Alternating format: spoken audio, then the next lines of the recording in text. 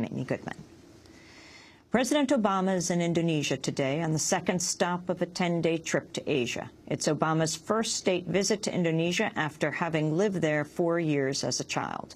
Obama and the Indonesian President, Susilo Bambang Yudhoyono, are expected to discuss the year-old U.S.-Indonesia Comprehensive Partnership, which covers trade, investment, military cooperation, and other bilateral issues.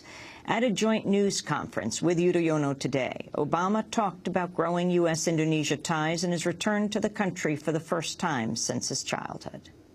Obviously, much has been made of the fact that this marks my return to where I lived as a young boy. I will tell you, though, that I barely recognized it as I was driving down the streets. The only building that was there when I first moved to Jakarta was Sarina. Now it's one of the shorter buildings on the road. But today, as president, I'm here to focus not on the past, but on the future. The comprehensive partnership that we're building between the United States and Indonesia. As one of the world's largest democracies, as the largest economy in Southeast Asia, and as a member of the G20. As a regional leader, as a vast archipelago on the front lines of climate change, and as a society of extraordinary diversity, Indonesia is where many of the challenges and the opportunities of the 21st century come together. So, promoting prosperity, expanding partnerships between our people, and deepening political and security cooperation. These are the pillars of our new partnership, which owes so much to the leadership of my good friend, President Yudhoyono. I believe that our two nations have only begun to forge the cooperation that's possible. And I say that not simply as someone who knows firsthand what Indonesia can offer the world. I say it as president, a president who knows what Indonesia and the United States can offer the world together if we work together in a spirit of mutual interest and mutual respect. So, terima kasih dan assalamualaikum. President Obama speaking alongside Indonesian President Yudhoyono today. While Obama touts the so-called U.S.-Indonesia Comprehensive Partnership, human rights activists are calling on Obama to tackle U.S. support for atrocity-linked Indonesian military forces. Earlier this year, the Obama administration lifted a 12-year-old ban on the training of the notorious Indonesian military unit known as Kopassus. The Special Forces unit has been involved in scores of human rights abuses in East Timor, in Aceh, in Papua and Java since its formation in the 1950s.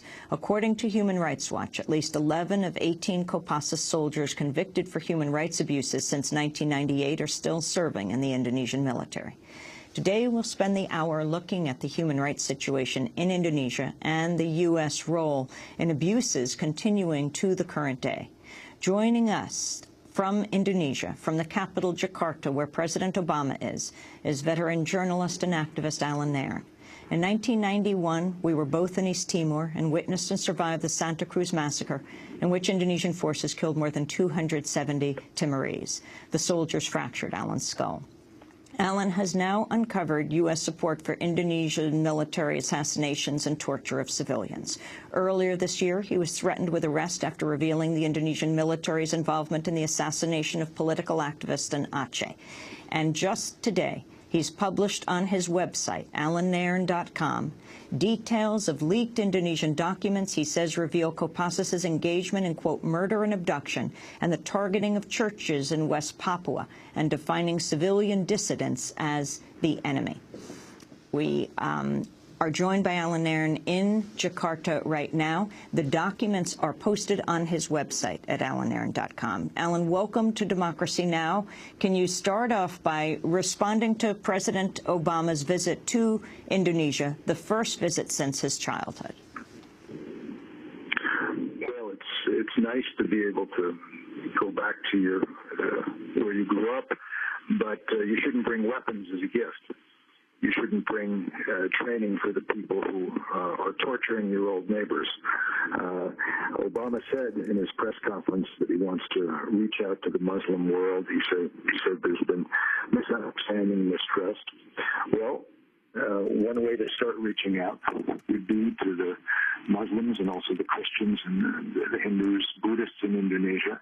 Cut off all U.S. support for the Indonesian army that has killed hundreds of thousands of Indonesian civilians, as well as civilians in formerly occupied East Timor. And for the rest of the Muslim world, stop attacking Afghanistan, Iraq, stop the drone raids on Pakistan, Yemen, Kenya, elsewhere. That would be the beginning of a meaningful outreach, stopping your criminal acts. But Obama is not willing to do that because he inherited a U.S. apparatus that worldwide in dozens of countries backs forces that kill civilians, and he elected to let it keep on running as it was, to keep it set on a kill. The people who advise Bush or back Bush now praise Obama. They say that he has continued the Bush approach, and he has.